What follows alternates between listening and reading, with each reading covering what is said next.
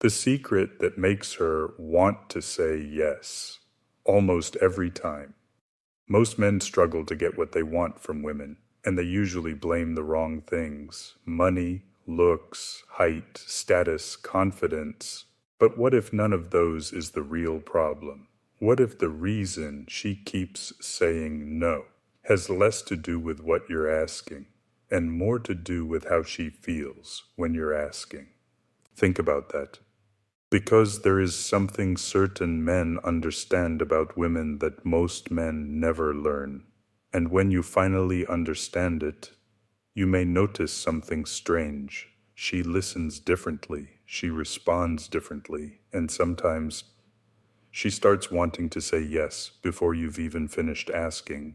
No, this is not hypnosis, it's not manipulation. And it's definitely not some ridiculous pickup trick. The real secret is far more powerful. But before I tell you what it is, let me tell you about Daniel, the man who kept hearing no. Daniel was a good man, hardworking, responsible, loyal, and absolutely convinced that his wife, Sarah, enjoyed telling him no. Let's go out tonight. I'm tired. Let's buy a new TV. We don't need one. Can my friends come over Saturday? I wish you'd talk to me first. No, no, no. At least, that's what Daniel heard. One evening, Daniel sat with an older friend and finally said, "I don't understand women." His friend smiled. "What's the problem?" Daniel leaned forward. "Everything is a negotiation. I just want a simple yes." His friend looked at him for a few seconds, then asked a strange question. "When was the last time you listened to Sarah without wanting something from her?" Daniel laughed. "I listen to my wife every day." His friend shook his head. "No, I didn't ask when you last heard her talking. I asked when you last listened." Daniel stopped smiling because deep down he knew there was a difference. The mistake most men never notice. Here's where Daniel was going wrong. And maybe where some men watching this are going wrong too. Daniel became incredibly attentive whenever he wanted something. Suddenly, "Hey, beautiful." Suddenly, "Let me help you with that." Suddenly, "You know I love you, right?" And somewhere hidden behind all that sweetness, a request was coming. Sarah knew it. Of course she knew it. People recognize patterns. If kindness always arrives 5 minutes before a request, kindness starts feeling like a transaction. If affection only appears when you want something, affection begins to feel like a negotiation. And the moment someone feels managed, they naturally become more resistant. So Daniel tried something different. He became thoughtful when he needed nothing. He sent Sarah a sweet message with no request attached. He helped her with something and didn't mention it later. He complimented her, then simply walked away. At first, Sarah was suspicious. One evening, Daniel said, "You look beautiful today." Sarah stared at him. "What do you want?" Daniel laughed. "Nothing. No, seriously, nothing." Then he walked away, and Sarah stood there, watching him. Something was changing. The question that changed everything. A few days later, Sarah came home frustrated. She dropped her bag on a chair.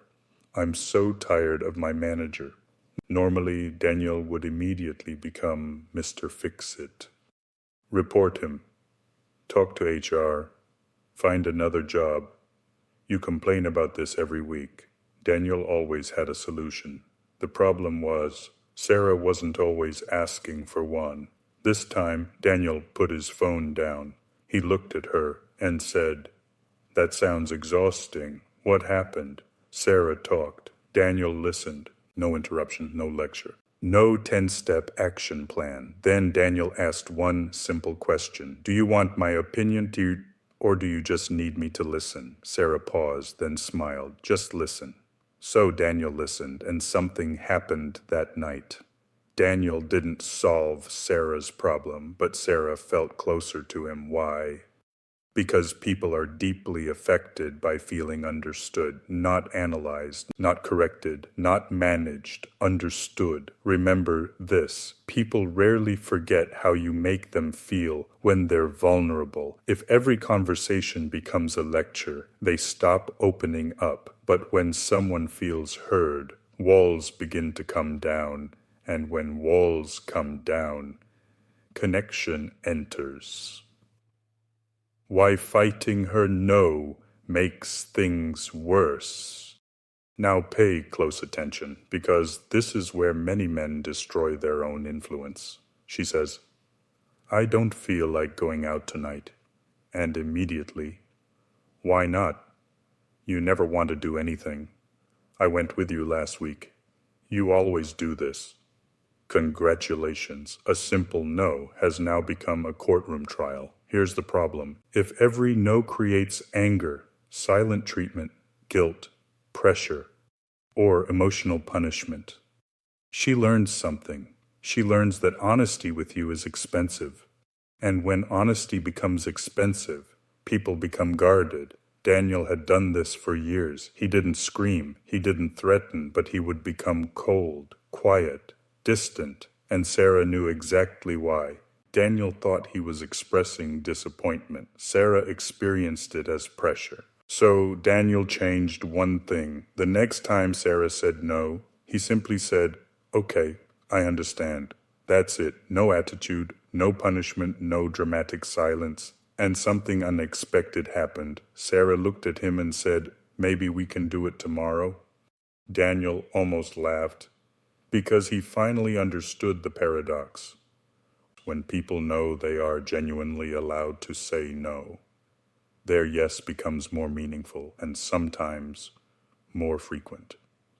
You want influence? Accept hers. But Daniel still had another problem. He wanted Sarah to listen to him, while rarely listening to Sarah. If she suggested a restaurant, Daniel knew a better one. If she suggested a route, Daniel knew a faster one. If she suggested saving money, Daniel could explain why his purchase was necessary. Daniel wanted influence. Without being influenced, that doesn't work. One Saturday, Sarah said, instead of going out tonight, can we stay home, order food, and watch a movie? The old Daniel would have argued, but this time he smiled. Sure.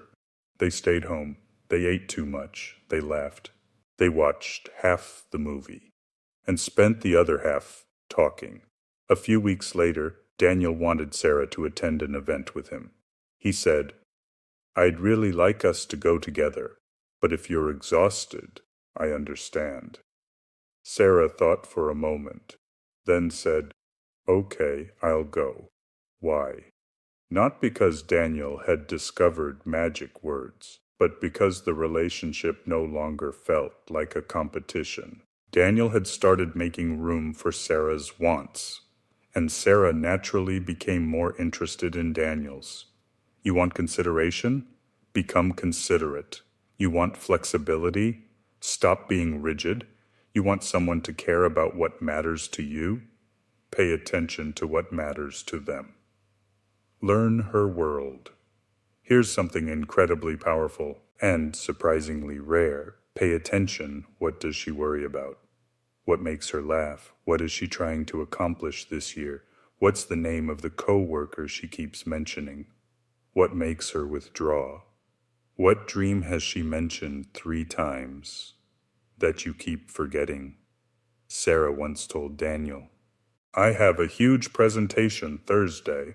The old Daniel would have forgotten, but Thursday morning, Sarah received a message. You're going to do great today. You've worked hard for this. That's it. One message, but emotionally, Sarah heard something much bigger. He remembered. He was listening. What matters to me matters to him. Never underestimate the power of being remembered. Sometimes a woman isn't asking you to solve her world. She simply wants to know that you've noticed it. The most attractive thing Daniel learned. Months passed. Daniel changed, not into a perfect man. He still made mistakes. He still forgot things. He still occasionally gave advice nobody asked for. But one thing was different. Daniel stopped trying to win every conversation. He started communicating clearly. Instead of, "You're always on your phone," he said, "I miss spending time with you. Can we put our phones away for an hour tonight?" Instead of, "You never support the things I want," he said, "This is important to me. I'd really love your support." Instead of dropping hints, he communicated. Instead of testing Sarah, he trusted her with the truth. And Daniel discovered something. Clear communication is incredibly attractive. There is confidence in a person who can calmly say, "This matters to me," without manipulation, without threats, without emotional games. The real secret. Months later, Daniel met the same friend again. His friend smiled. "So, are you finally getting everything you want?" Daniel laughed. "Not everything." His friend raised an eyebrow. "I thought you wanted more yeses." Daniel nodded. "I do get more yeses now. So what's the secret?" Daniel became quiet. Then he said, "I stopped treating my wife like someone I needed to convince." His friend smiled. Daniel continued, "I started treating her like someone I wanted to understand." And there it is. The secret most men never learn. If your entire relationship strategy is, "How can I make her do what I want?" you've already started from the wrong place. Ask a better question.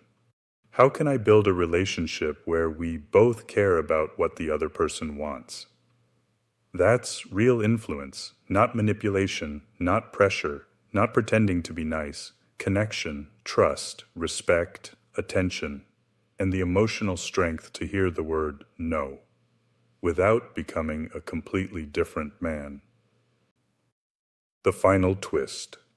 So, how do you get what you want from women 99% of the time? Here's the answer. You don't. Yes, you heard me correctly. You don't. And that's the secret. Because the moment you stop obsessing over getting your way and start building genuine connection, something strange happens. She may start listening differently, responding differently, trusting differently, and yes, sometimes wanting to say yes. Not because you controlled her, not because you learned some psychological trick, but because people naturally become more open with those who make them feel seen, heard, respected, and valued. The man with the most influence isn't always the man who talks the loudest. Sometimes it's the man who listens closely, keeps his word, respects boundaries, shows appreciation, and creates enough trust for an honest conversation. So stop asking, "How do I get her to do what I want?" Ask yourself this instead. Have I become the kind of man whose needs feel safe to listen to? Think about that, because the answer may change everything. Now I want to hear from you. What's more powerful in a relationship? Control or connection? Put your answer in the comments and share this video with someone who needs to hear this. Because sometimes the secret to getting more of what you want is finally learning to care about what someone else wants too.